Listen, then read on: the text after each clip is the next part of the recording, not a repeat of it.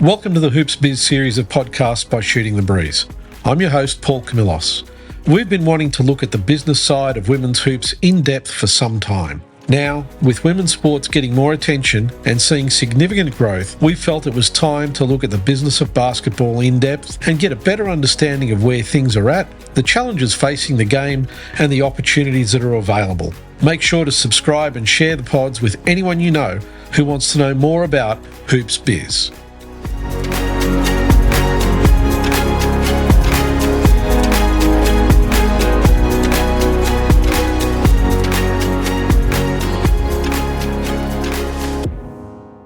Welcome to Shooting the Breeze. Today we're in our third episode, volume 3 of our Hoops Biz podcast, and we're really honoured and very lucky to be joined by Noa Hasegawa, who is the brand marketing manager for Molten. Now, we actually met several years ago at the Women's World Cup here in Australia, and it's great to be able to speak to you again, Noa. How have you been?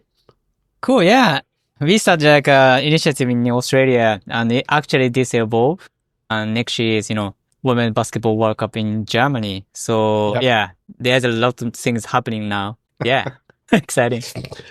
Yeah, look, I'm sure. One of the things that I found very interesting finding out about Molten when I was doing my research is Molten is FIBA's longest standing partner. Already, I think 40 years plus now. Yeah, 40 plus. Yeah. Which, in this day and age is really quite extraordinary. And I think it obviously speaks a lot to the way that Molten and FIBA, relate and work together. Yeah.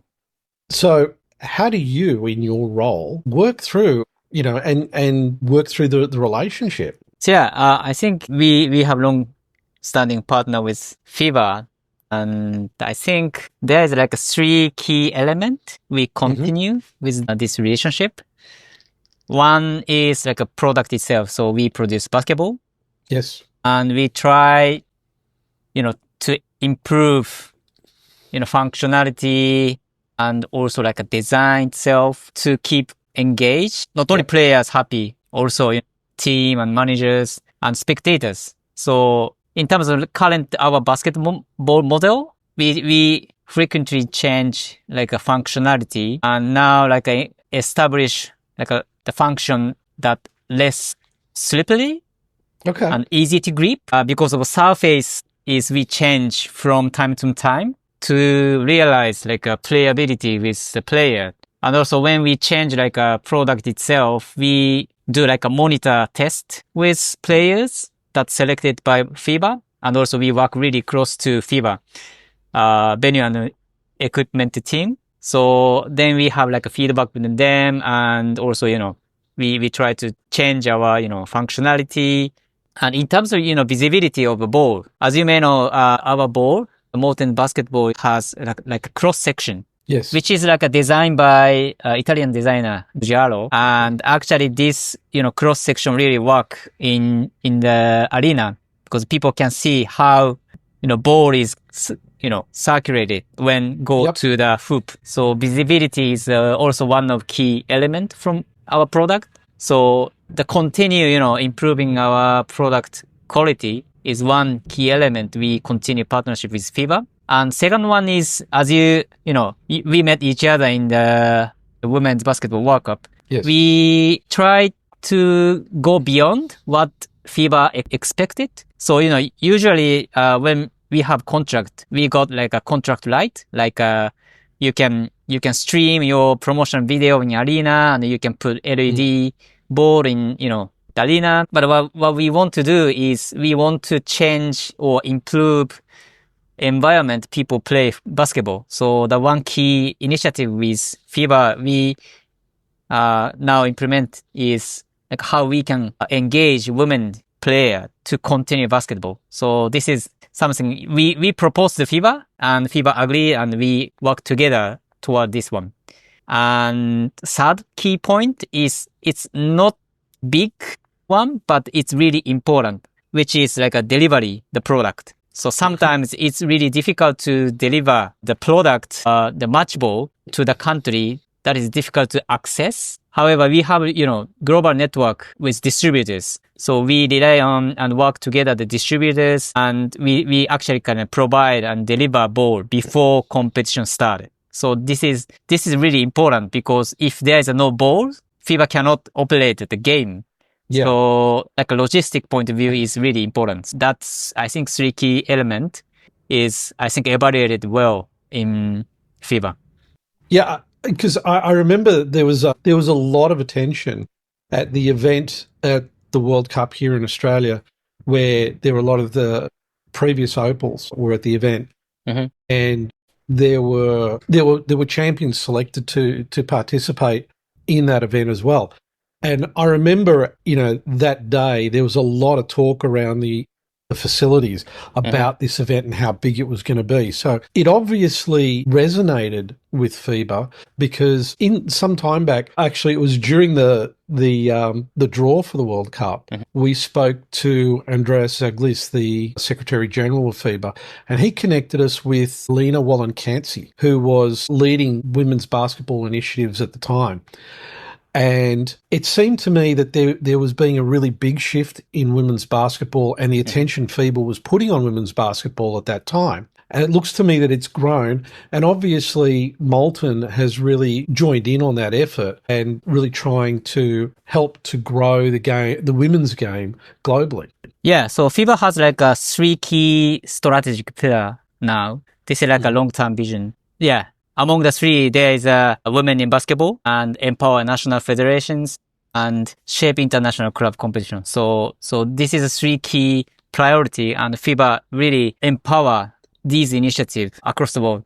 And from your perspective, from the perspective of Molten, how have you, as an organisation, seen the changes happening? Because obviously, in different regions, it'll improve at different paces. But overall, how are you seeing the engagement of the women's game and its growth, given the impetus that FIBA is giving it? Yeah, I think this is our business. The business is really important for us. So if you look at different sports, football, you can see the most spectator they got is, I think, Women's World Cup. Yes. Beside, men's and WNBA and, other Europe competition, there's a lot of people now watching the women's football. Yeah. And this, the trend is come to, big market like a WNBA and I think WNBL as well. So getting people really more excited about the women's game. Flick back our, business, we are not really touching on that area. But if you look at the data, it's for example, like registration of women basketball player, actually they drop out early 20s. So this is not a good situation. Of course, there is like a priority when, the lifestyle change, but we want to really engage people to keep connecting basketball. So this is like our philosophy. We work together with FIBA, and from business side, if, women drop out, but come back to the play basketball, we want them to choose our product.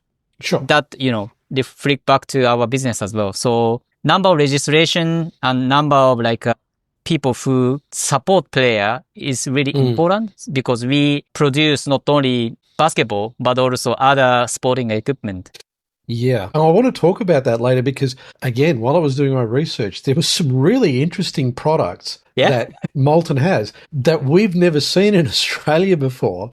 And we will get to that. But before we do, I think it's kind of important for people to get a bit of a feel for, your background as well. Now, I do remember one little piece of information that you shared with me. And the reason I remember it stuck in my head, was we went for a family holiday to Japan. And we actually stayed in Nakameguro. And I remember, I quickly mentioned that to you. You told me that you were working there. Yeah. And I think was it for Danone? Yeah, Danone, yeah. Yeah. And it was that building that I would see every day when I was sitting at the train station where we were waiting to go just across the river from the train station. And so I suppose for our audience, how have you gone from, obviously, study, eventually ended up at Danone, and now Mhm. at Molten, where you're really spearheading Molten's relationship with FIBA and the world, so that they could get a picture of how you've gotten to this position. Right. So this is like a long story, but I will do short. Actually, I started my professional career when I was 18, was professional football player. Okay. It's a soccer. It's like Yes. you know, football is Yep. different in Australia. So I was a soccer player in Mexico, actually. Okay. When I was, 19. And I play football in Japan. It's like a youth team Mm-hmm. of professional league, but Yeah. I couldn't go into like a professional team. So I needed to change my career, football career. Yes. And I really wanted the pro. And I look for like some space I can do like a tryout and reach to Mexico. Mm. And there's no relationship, no connection in that area. I went, club office, which is like located next to the stadium. And I handed over my football career, and actually I got trial and succeed. I could join the team, and that is my, start of like a sporting career.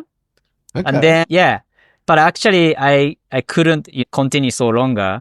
I moved to team in Mexico and moved to Germany. And I decided I will not go with like a professional level. And then turn to my professional career to like a marketing. Yes. And I started marketing position in Japanese company, which is produced like a vinegar and Japanese condiment. And and then I got like an opportunity to work abroad in UK and the US. Okay. And then there is opportunity to move back in Danone, Japan.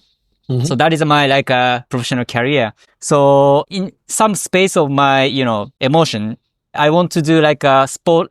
I want to work to like a sports industry in the future. And when I look for like a next job, while I working in Danone, the Molten comes up. So I apply that position. Fantastic. It's always interesting to hear the story of how people have ended up where they are. What I found really interesting in what you were saying is you've gone to Mexico, you knocked on the door and you handed over your resume, and they said, yeah, sure, we'll give you a tryout. It's actually very reminiscent of a story that we've heard from an Australian female coach, Liz Mills, who was the first woman to coach a men's national team in Africa. She was traveling in Africa, and she said, can I have an opportunity to coach this practice? And she did. And they were so impressed with her that the club hired her as a team. So you're telling that story, and I'm thinking, this is something that probably happens more often than we realize. Yeah, I think there's also like a coincidence. After, I joined Molten and lead like a women's basketball initiative. Yeah. And actually there is opportunity that the women's U17 Women's World Cup happened in Mexico. And that city is where I play. So I actually, when I visited that city and I, again, I knocked the door in that club and, people welcome me. So it's really, heartwarming moment for me. And I think that's one of the things that's really great about sport. It actually helps people to connect because you've got a love of the sport and it kind of transcends anything else, which is really amazing. And it's one of those things that really helps people connect with sport. Mm-hmm. Yeah, for sure. Okay, so we did talk about the history of Molten. There's a few things that I do want to touch on that, because the company, from my reading, started off, was established. They did their first sports ball, which I believe was a dodgeball, from what I could see and I'm only going from the photo on the website. Yeah.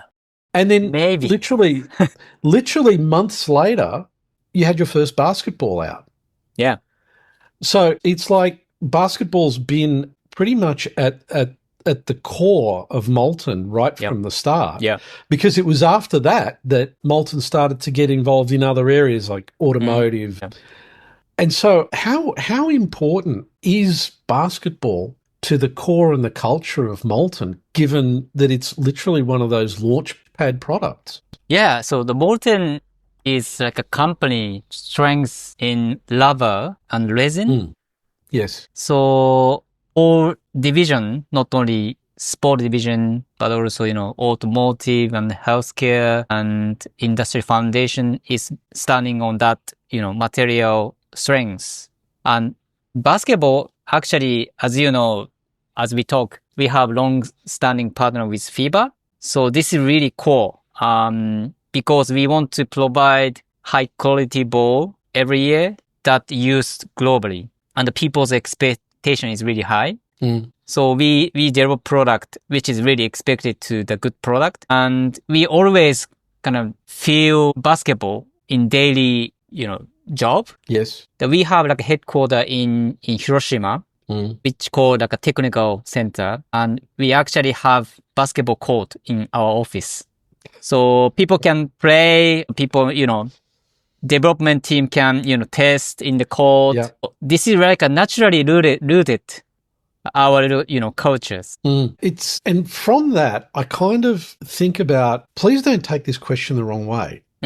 You guys have put so much effort and research and development into basketball. Sometimes I really wonder why I don't see Molten everywhere. I know, for example, we use, like, my daughter's got a Molten basketball. I've still got the one that came from the World Cup draw sitting in my office. It's like there seems to be this, it's almost like there's division lines in terms of the product used by different leagues in different countries. And I suppose people, from my perspective, I'm curious, how is it that these sorts of divisions evolve? Because, not to give too much airtime to your opposition, but like Wilson's come from they're predominantly tennis and they do basketball.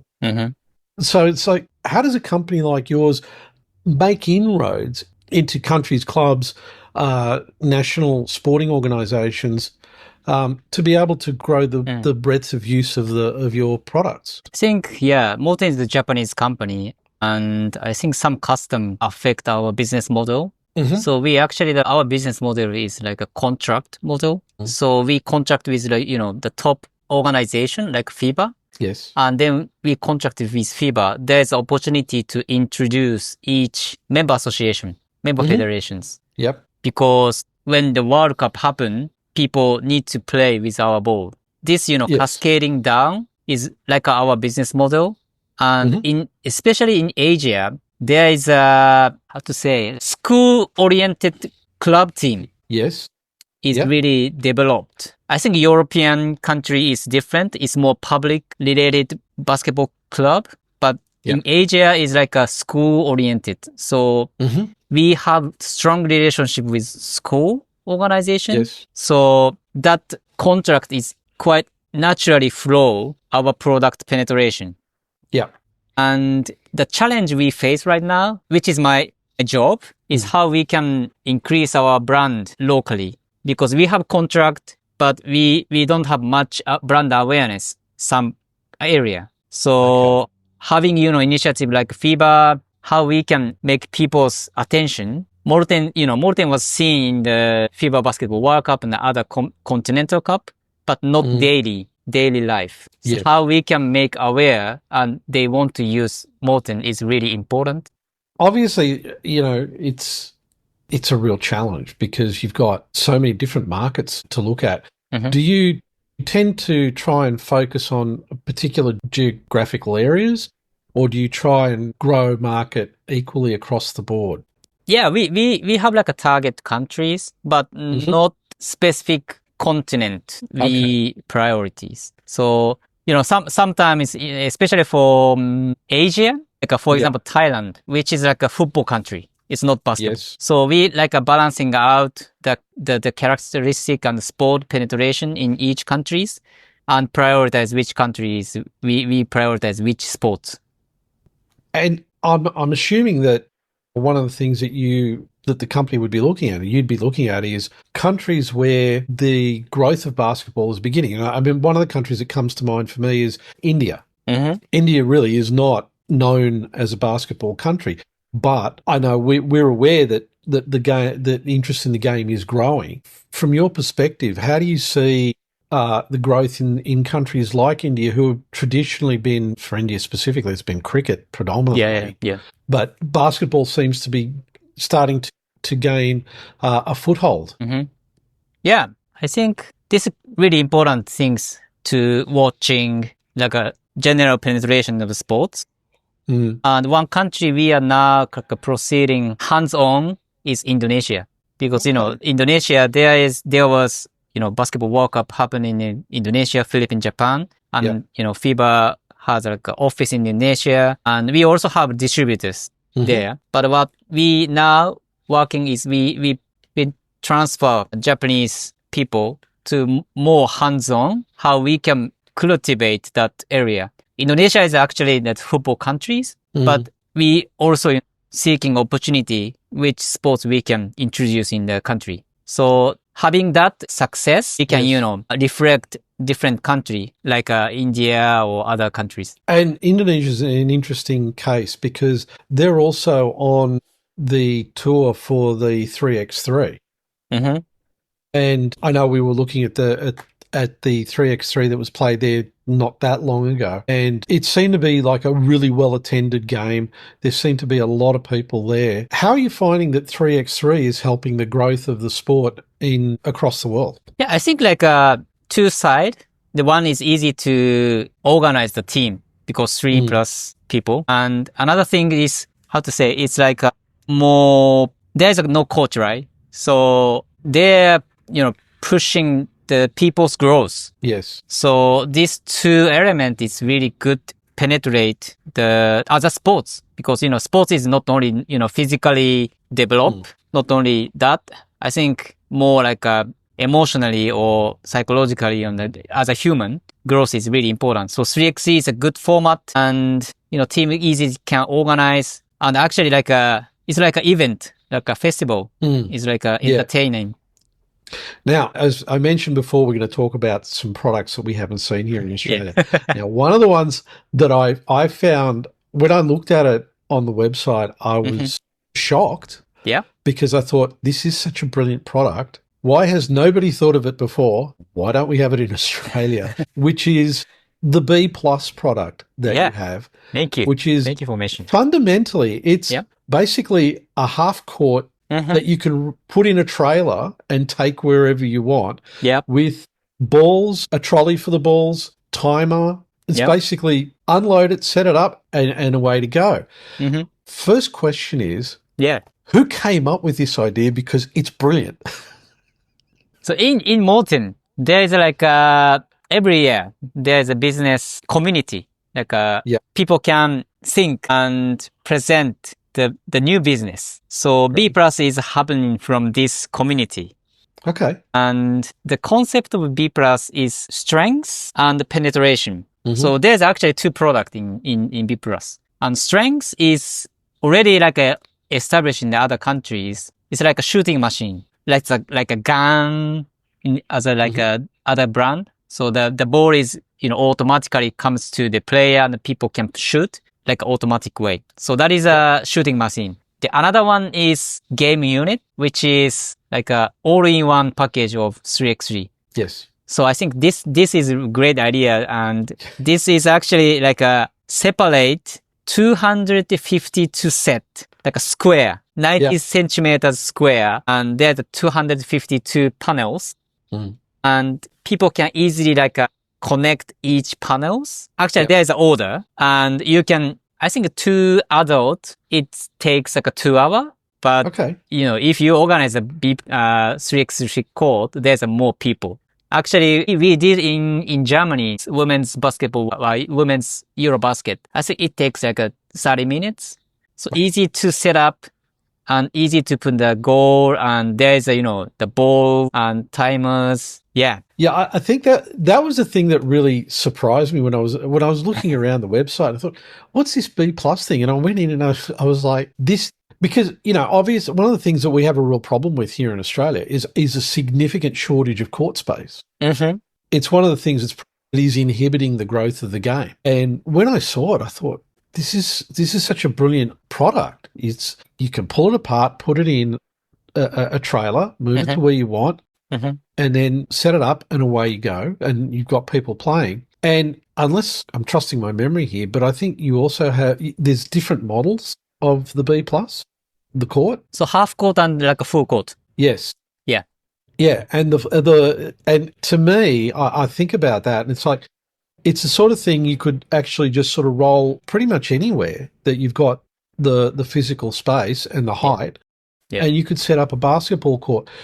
So obviously the first question I want to ask about this is, how popular is the product? Yeah, we started like this project from Japan, and now we are penetrating the country. Like in Europe, we already introduced Germany and Poland. It's such other countries, and Oceania we like currently introduce to in Australia distributors. And also I have actually like the meeting with New Zealand Federation, because they have program which called Kiwi Hoops, which is putting on a basketball hoop in the park, but there is no, established like a court there. Yes. So from, safety point, it would be better to have this kind of product. So yeah, we try now starting like introducing this product. And I'm guessing that you're getting positive responses from everybody who's seeing it. Yeah. So there's a two pattern. One is lease and another is like a purchasing that game unit. So if, distributor has game unit, they can lease. Okay. And another one is if you want, use that game unit as a business, they can buy as well. So it's a two type. So the full court also can be pulled apart and put back together, transported and put together. Yeah. So literally it gives pretty much any organization that wants to try and get basketball happening. Yeah. Anyway, an opportunity to be able to set up either a half court or a full court. So the materials at the court surface, and this is just my curiosity now, what sort of materials is the court surface made of? It's a material is polypropylene. Polypropylene. Okay. Yeah, and the surface is unique. Mm-hmm. It's less slippery and less hard. So if people slip in the floor, the material is it's like a design is like it's hard to injure. Okay, yeah, it's cushioning. Yeah, cushioning. Okay. And rounded like a rounded corner for like a scratch resistant. Yep. Yeah. Okay. So look, sorry, I'm still like surprised that this is not like one of the world's most popular products in the world in basketball space, just because, as I said, we know full well here in Australia there's such a shortage of courts. Mm-hmm.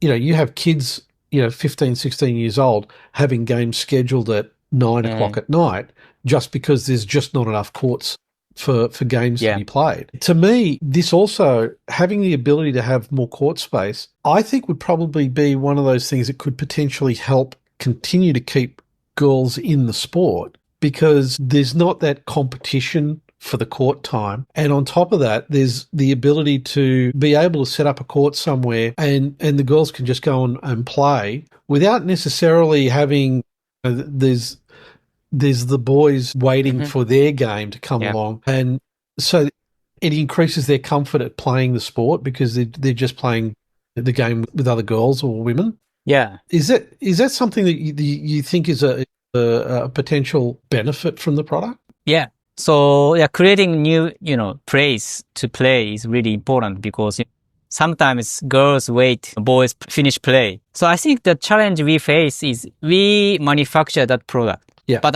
who and how operate is really important, So we need people who run project because this is rooted community. So I think having that, this gap is really, we need to make it close. Yeah. Again, I suppose it's one of the things that, as with all sports, innovation tends to be slow.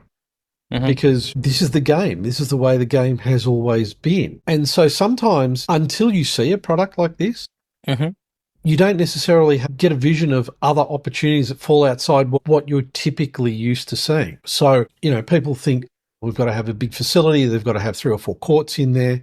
Well, that's not necessarily the case now. This could be something like, a school or somewhere that's got, a car park or something like that.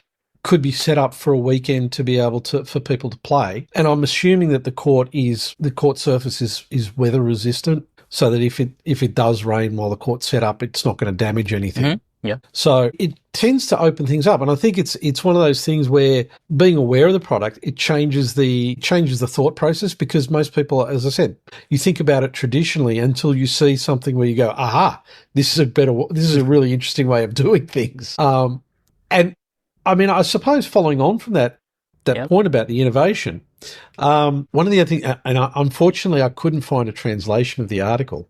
There was an article about you in Forbes that came out. There was they were talking about you being an intrapreneur. Yes. So I'm kind of curious about that, and I'm kind of curious about how that's manifested itself within the initiatives that Molten's taken on. Yeah, this is like my outside of activity, I would say. So I said I lead Women in Basketball, Women's Sports initiative in Japan, which is actually I wanted to do, and I proposed to the company to do, because as you say, there's a dropout rate is double versus boys, and dropout really early stage. I think this is sad, because I couldn't play football player when I was 18, but I tried and knocked on the door of Mexico, and I did. So if you continue play, not professional level, but enjoy the sports, you can have a lot of opportunity to grow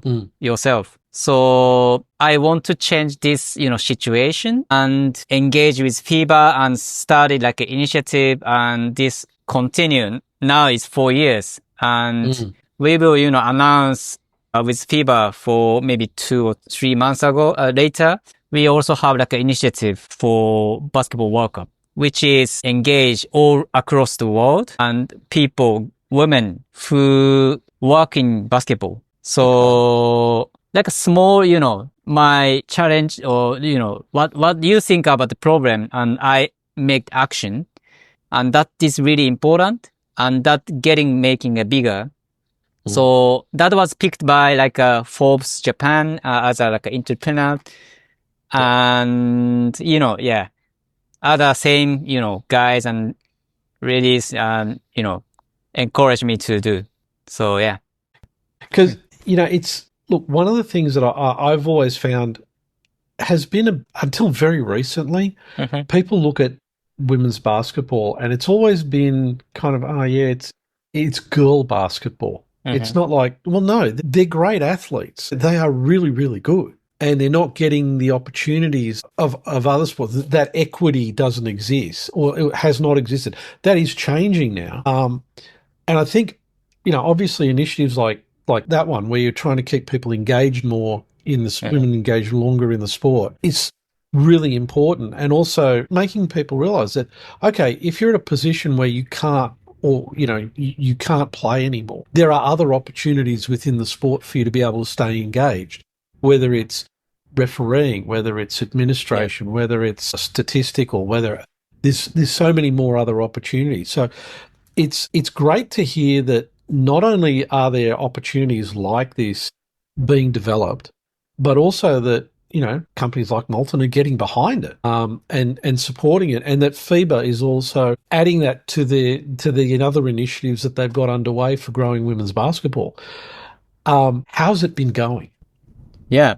I think we want to let girls know there's a lot of route they can proceed, not only players, but also, referee, officials, coach, a lot. And actually FIBA has a really good network about these things. For example, we met Israel when Women's Eurobasket happened. They introduced one referee. Her name is Mai Forsberg. She officiated WNBA finals this year. Wow. She started as a player. Okay. And she changed her career as a referee when I think she's like a college. We are good friends, and this is something you can see and feel.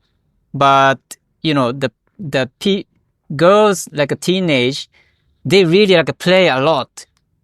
and like more physical. But as a Molten and FIBA, we need to show there's a lot of route they can choose.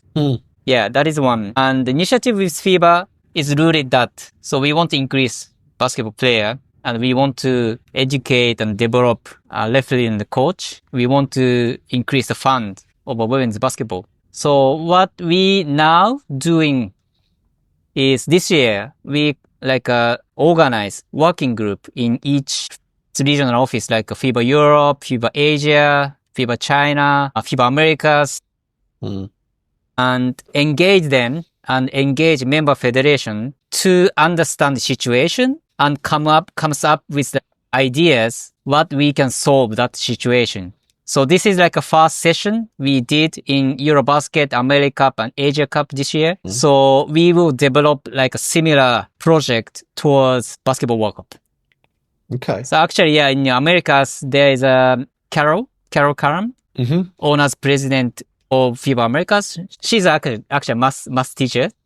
Yeah. And she was like a director of USA Basketball. And we like a tackle with dropout this year. And she and, FIBA Americas comes up with like a toolkit, which is already introduced in the FIBA America Midterm Congress. And using that toolkit, we will ideate like solutions in the World Cup. It's great hearing these initiatives are taking place. I know that there's some initiatives that have been undertaken as part of that came out of the World Cup and the legacy program that came out of the World Cup held here, which are doing really, really well. So it's great to see that it's coming from different directions to try and get women to stay engaged with the game.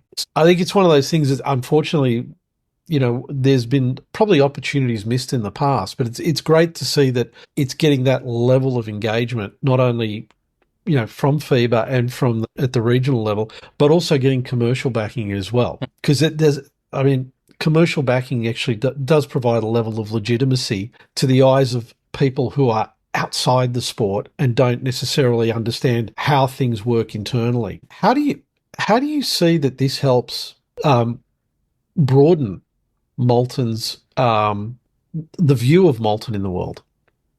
Yeah. We actually changed our brand statement last year. Okay.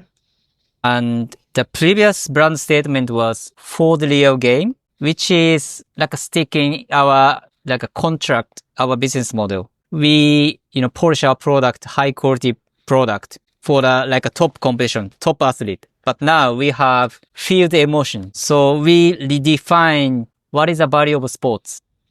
And we found out the value of sports is emotion.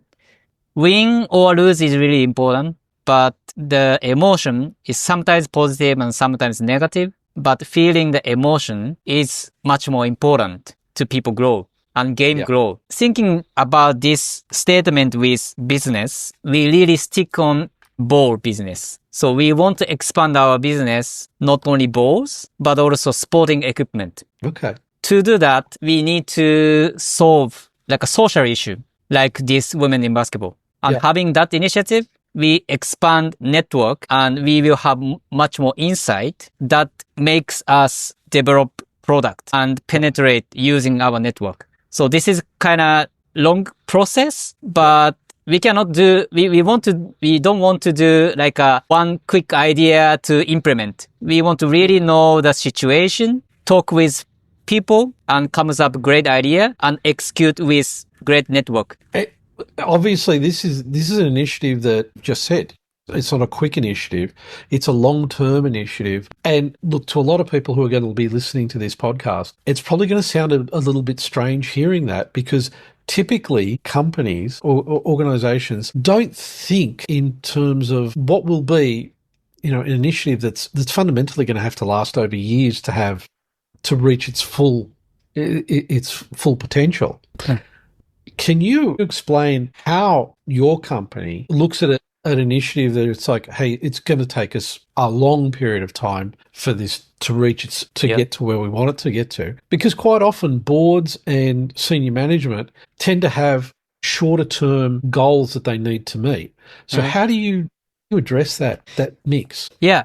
So as I said, we changed brand statement and the direction we have is we want to expand our business size as well, but we want to be social brand. in team sports. The social brand is like the brand that perceive who contribute and try to solve social issue. So that is like a great our North Star we want to achieve. Of course, we need to sales, but on the other hand, we need to like an initiative that we want to be a social brand. So the my project is like in between. We started like more social issue driven project, but now we have a lot of, network and a lot of insight. So how we can shift to the business. So that, companies think the idea is embed our organization. That is the one. And another one is, as I said, I work in, Danone and, FMCG brand. Yeah. And, this brand is really need quick win, change packaging, change ingredient, change functional claim. So this is the way we used to do, but I know that process. So utilize that, how we can make quicker when we figure out like an insight from women in basketball. So we need to make it hurry if we can do, but we need the time to digest because women in basketball, women's sports is, always work with. So we need to know. Yeah. Yeah. It's, and I don't want to give listeners an incorrect vision that you're just about women's sports because obviously not. It's not just basketball, it's soccer. And just interesting that this time it's like it's the right time. And to me, it's also very interesting to hear that you're looking at it as it's a social engagement first rather than a commercial engagement. It's like, well, if we engage socially, the commercial benefits will come later, which is probably a way that companies just don't generally operate that way.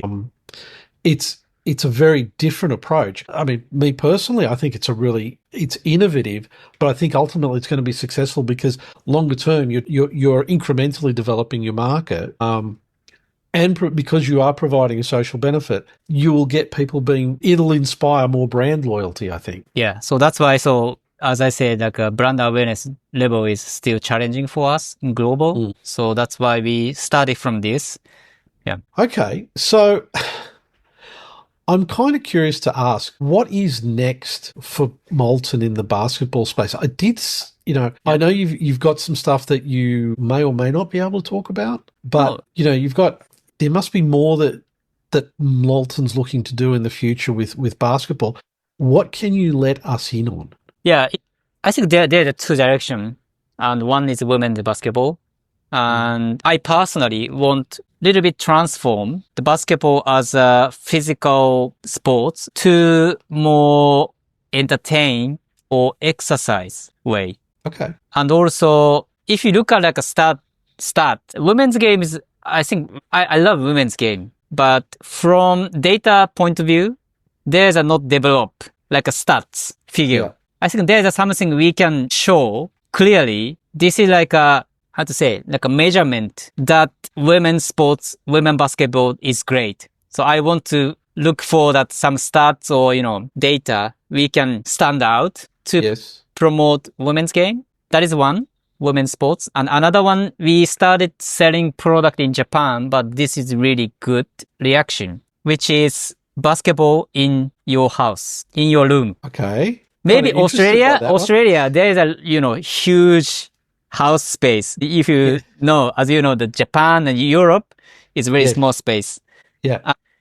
The product we launched was real touch basketball. And if you bounce with the mat, there's a huge noise. So people can play in the room. Okay. Which is getting popular in Japan. And I share that product in friend in the FIBA Europe. She love it. So it's like a depend on the culture and where you live, but we can provide opportunity to play basketball in the room.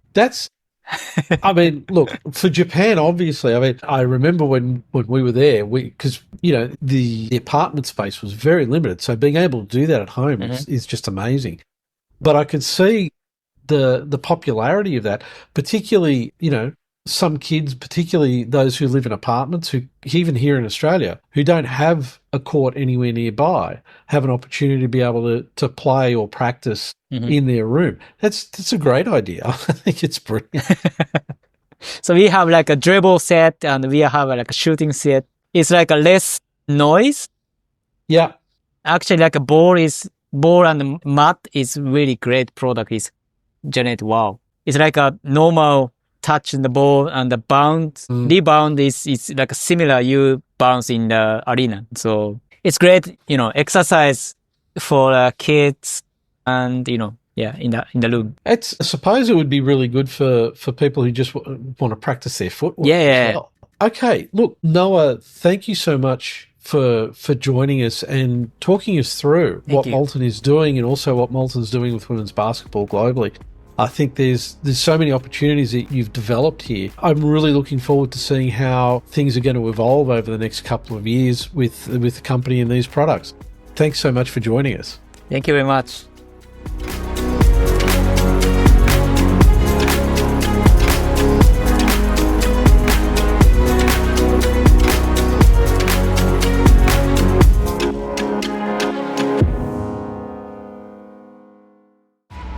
Make sure to subscribe wherever you get your podcasts so you get our latest pod. And we really appreciate if we could get a like and a review so we can extend the reach to more listeners. And don't forget, follow us on Instagram, Twitter and LinkedIn.